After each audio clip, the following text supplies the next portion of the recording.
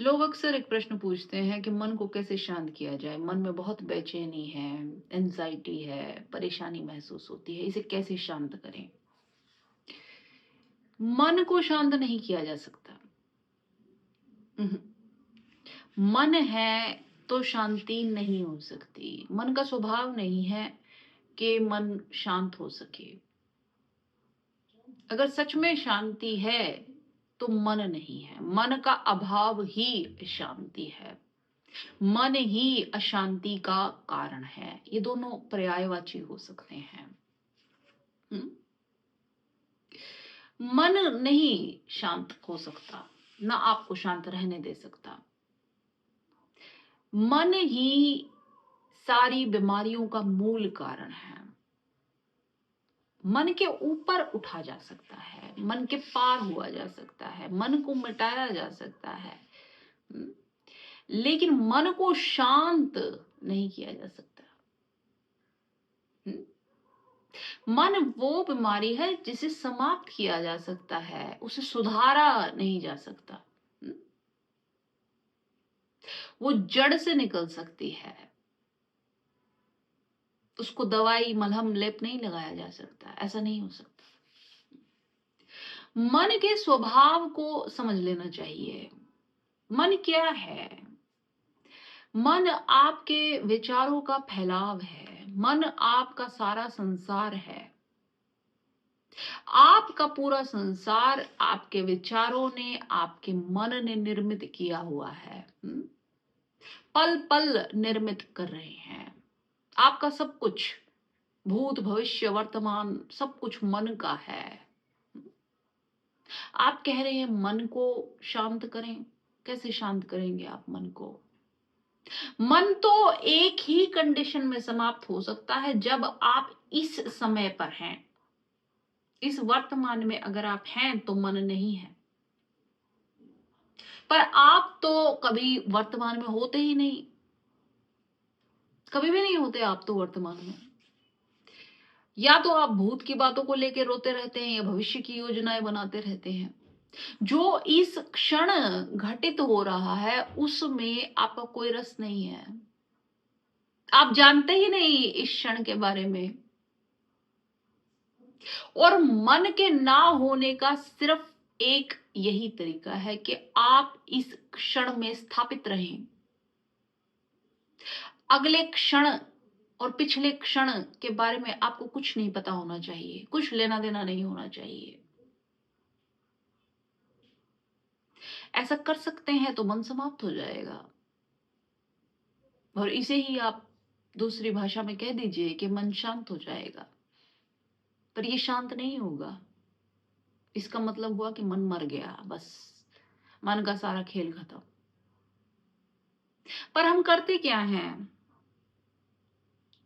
हम मन को दबाने की सोचते हैं, बिना मन के स्वभाव को समझे।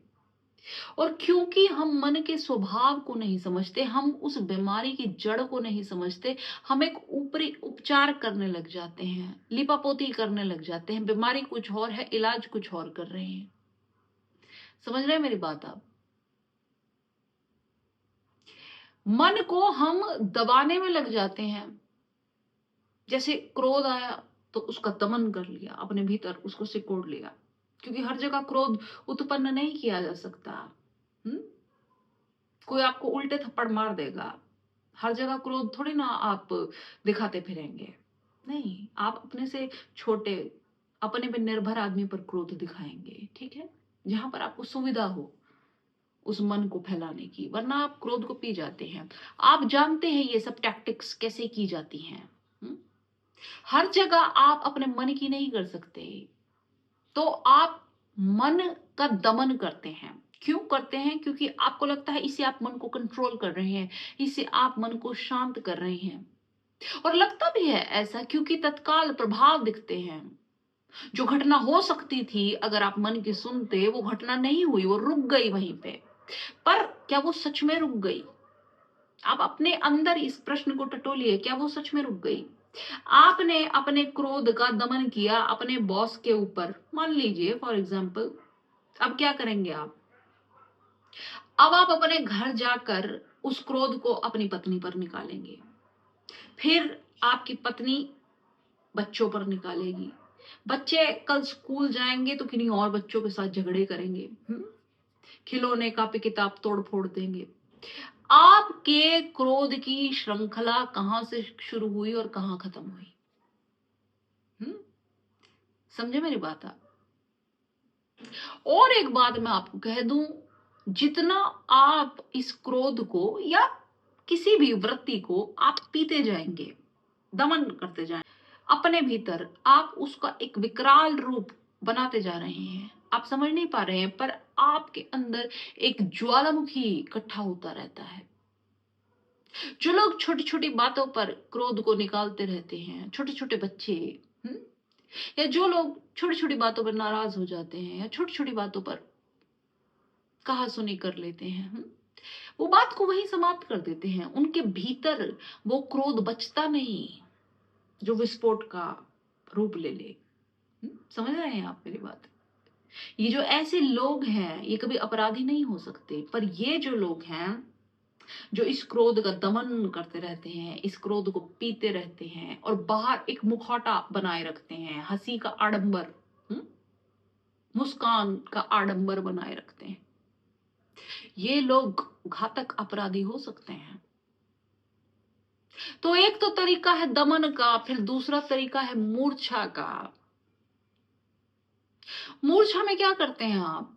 जैसे बहुत से लोग मन को मूर्छित करके सोचते हैं हमने मन को कंट्रोल कर लिया, शराब पीना, ड्रग्स लेना, कुछ भी, ये एक तरीके की मूर्छा प्रदान करना है मन को। समझ रहे हैं मेरी बात?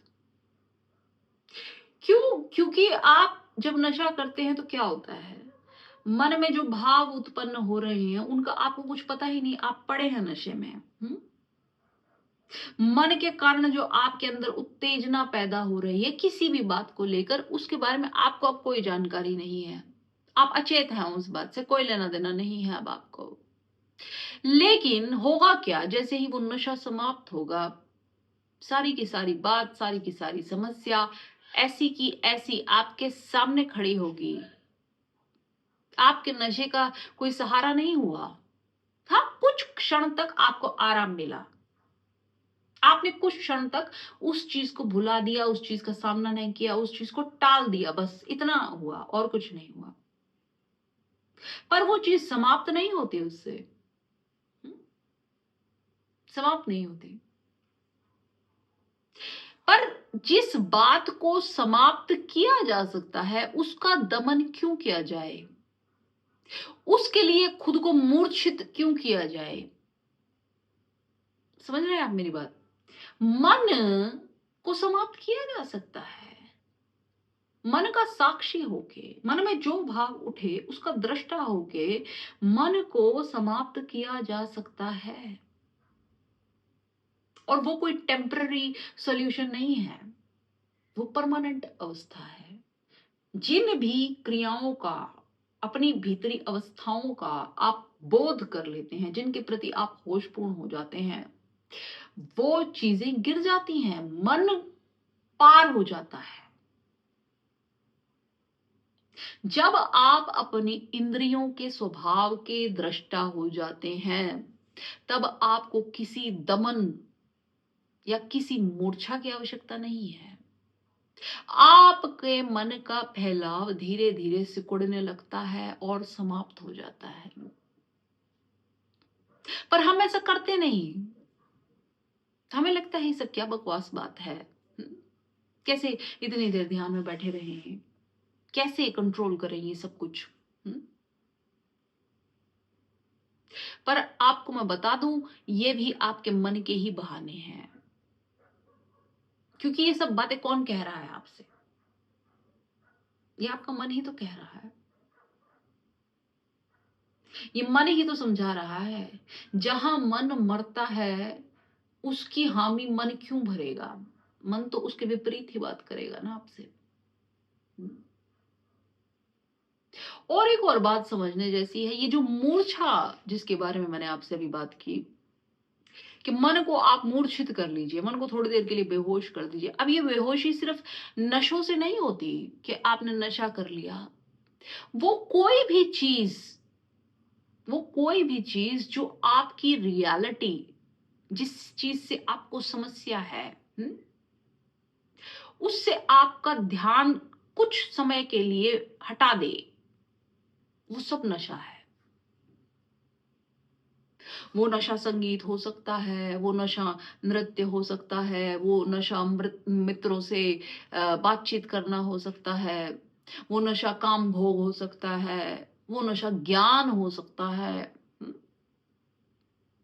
जो कोई भी चीज आपके सत्य से आपको डिगा रही है, वो सब नशा है। ये तो बड़े स्थूल नशे हैं, शराब पी लिया, ड्रग्स, ये सब है ना। पर ये जो मैं बता रही हूँ दूसरे, ये सूक्ष्म नशे हैं, इनके बारे में हम जानते नहीं हैं, समझते नहीं हैं। इनको हम नशों की कैटेगरी में काउंट नहीं करते हैं।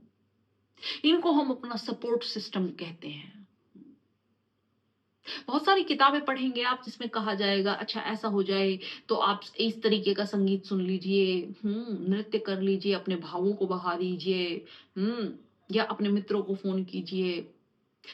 आप एक बात समझिए, ये सारी बातें टेम्पररी सॉल्यूशंस हैं। जैसे ही ये चीजें खत्म होंगी, फिर आपकी समस्या वहीं खड़ी होगी।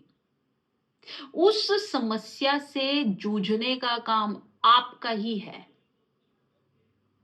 और वो जूझना भी नहीं है, उसके प्रति सिर्फ बोधपूर्ण हो जाना ही इस बात को समाप्त कर देगा। और कुछ करने की आवश्यकता नहीं है आपको।